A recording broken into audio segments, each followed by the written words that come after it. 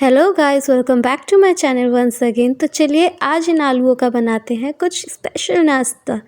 और जैसा कि आप देख रहे हैं, मैंने इन आलूओं को अच्छे से उबाल लिया है और उसके बाद मैं इनके छिलके निकाल रही हूँ।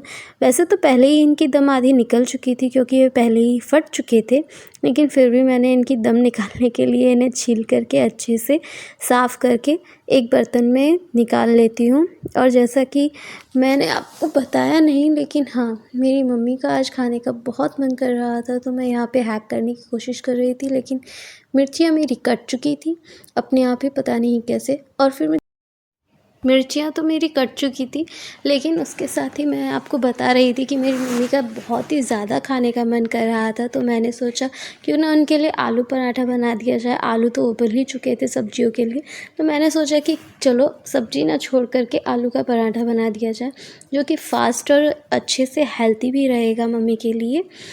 तो मैंने यहाँ पर आटा ले लिया। एक साइड मैंने जल्दी जल्दी बनाने के लिए आटे में नमक डाल दिया था, और दूसरी तरफ मैंने इसे आटे को गूँथना स्टार्ट कर दिया। और इसको जल्दी से ही फिर साइड बाय साइड आटा गूँथ लिया जाएगा। आटा बस हमें ढीला गूँथना होता है, रेगुलर आटे की तरह नहीं होता है, सॉफ्ट आटा गूँथना होता है, काफ़ी ढीला। और फिर यहाँ पे मैंने सभी आलूओं को नंगा कर लिया था अच्छे से, और इनको मैं मैश करने की कोशिश कर रही थी क्योंकि आलू बहुत गर्म थे, हाथ नहीं लगाया जा सकता था क्योंकि हाथ पे भाप लग कर के जलने का खतरा रहता है। तो बस मैं यहाँ से मैशर की मदद से उसे मैश करने की कोशिश कर रही थी, लेकिन इनमें से जो सुंडियाँ सी निकल रही थी ना, वो बहुत ही मतलब मज़ेदार लग रही थी, करने में मज़ा भी आ रहा था। और मैंने काफ़ी कोशिश करी कि मैं इनको सही से अच्छी तरीके से मैश कर लूँ। मैंने काफ़ी देर तक मैश किया, और देखिए जब ये अच्छे से मैश हो जाते हैं ना, तो मैशर में ऐसे सुंडियाँ सी निकलने लग जाती है, एकदम नूडल्स टाइप। हाँ, तो मैंने काफ़ी मज़े लिए, और मज़े में मैंने काफ़ी अच्छे से इन्हें प्रेस कर के इनमें एक भी लम्स नहीं रहने दिए, क्योंकि लम्स अगर रह जाएंगे तो हमारे आलू पराठे फटने में रहते हैं। और मैंने यहाँ पर जितने भी मसाले थे ना, सारे झोंक दिए, क्योंकि मैं पहली बार पराठा बना रही थी। तो मैंने बस क्या किया, जल्दी जल्दी सारी चीज़ें डाल दी, क्योंकि मम्मी को बहुत तेज़ भूख लग रही थी। और मैंने बस यहाँ पर सभी चीज़ों को मिक्स कर लिया।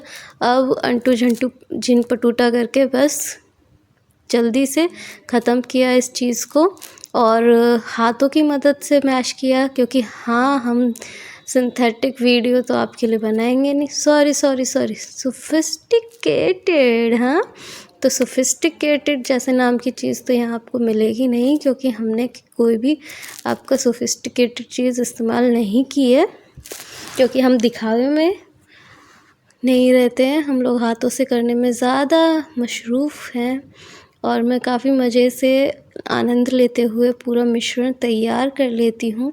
और जैसा कि क्वांटिटी जो थी मैंने अपने हिसाब से ले लिया था, थोड़ा कम ज़्यादा आप कम ही कम डालिएगा अगर आप स्टार्टिंग में बना रहे हो, क्योंकि बाद में मेरा भी इसमें कम रह गया था नमक, तो मैंने ऊपर से दोबारा से नमक मिला लिया था।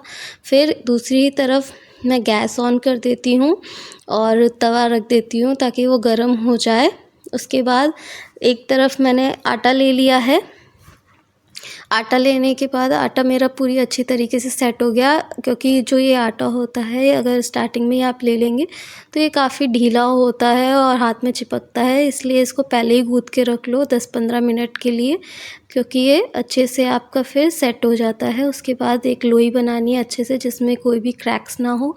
फिर उसके बाद उसे सूखे आटे में यानी अच्छे से मिला करके एक बॉल शेप में लोई सी बना लेनी है। उसके अंदर थोड़ा गहरापन होना चाहिए ताकि अच्छे से आलू का भरता जो है ना वो भर सके हम।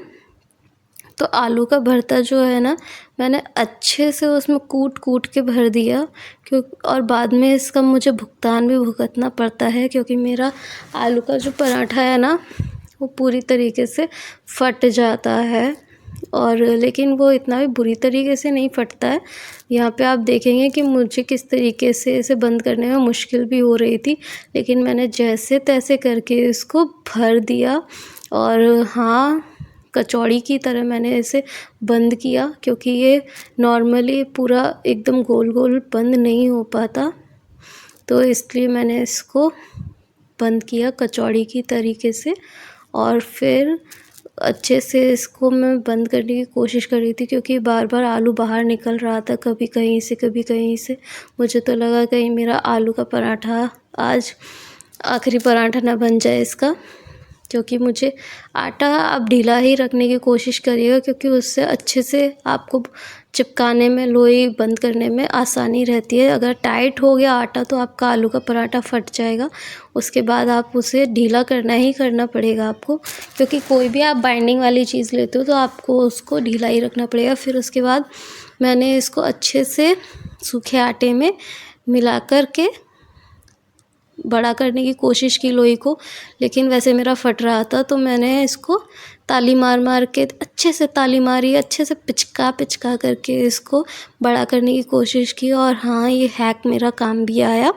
मैंने मम्मी को करते हुए देखा था, वो बहुत करती थी। उसके बाद ये लोई बड़ी हो गई। देखो, धनिया नाम की हमारे पास चीज़ नहीं थी, तो हमने हरी मिर्ची कूट कूट के डाल दी थी इसमें, जिससे कि वो हरा दिखे।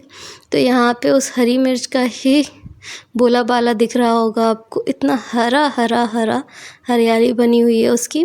और मैंने बस हल्के हाथों से इसे बेलना होता है। इस पे अगर आप ज़्यादा दबाव डालेंगे तो सारा आलू बाहर आ जाएगा और आटा आटा आपको बीच में रह जाएगा, तो आप आलू का पराठा बना नहीं पाएंगे। तो ये सिंपल चीज़ है।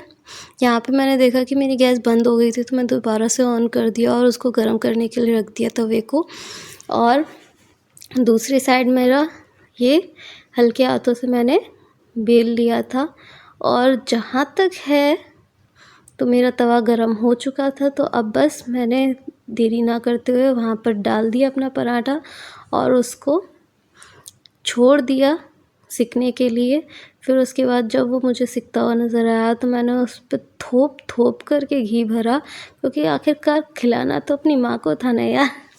माँ के लिए कंजूसी क्या करना, जो बचपन से हमारे लिए इतनी मेहनत करती हुई आई है, आज उसके लिए कुछ बनाने के लिए जब मौका मिला तो हाँ, बहुत ही मज़ा आया, बहुत ही खुशी हुई कि मम्मी की फरमाइश पर पहली बार मैंने उनको एक आलू का पराठा बना करके दिया, और वो भी उन्हें काफ़ी मज़ा आया, वो काफ़ी खुश हुई। लेकिन पीछे से ये है ना, थोड़ा मैंने कहा आपको, आलू मैंने कुछ ज़्यादा ही खुशी खुशी में भर दिया, इतना कि वो बस आलू ही आलू, सच में वो आलू का पराठा लग रहा था। आटा तो उसमें था ही नहीं, ना के बराबर था। तो मैंने इसको सीखती रही ताकि ये अच्छे से चारों ओर से सिक जाए और इसमें कोई भी कमी ना रहे। कमी बस इतनी थी कि ये इसका जो पीछे का शेप था वो फट गया था, परत थी जो बाहर निकल आई थी आलूओं की, लेकिन हाँ, वो अच्छे से सिक गया था। और यहाँ पर जैसे ही मैं क्लिप ले रही थी आलू के पराठे की, मेरी मम्मी लेकर के, मैंने जल्दी से उन्हें दही लगा करके प्लेट दी और उन्हें बहुत ही अच्छा लगा।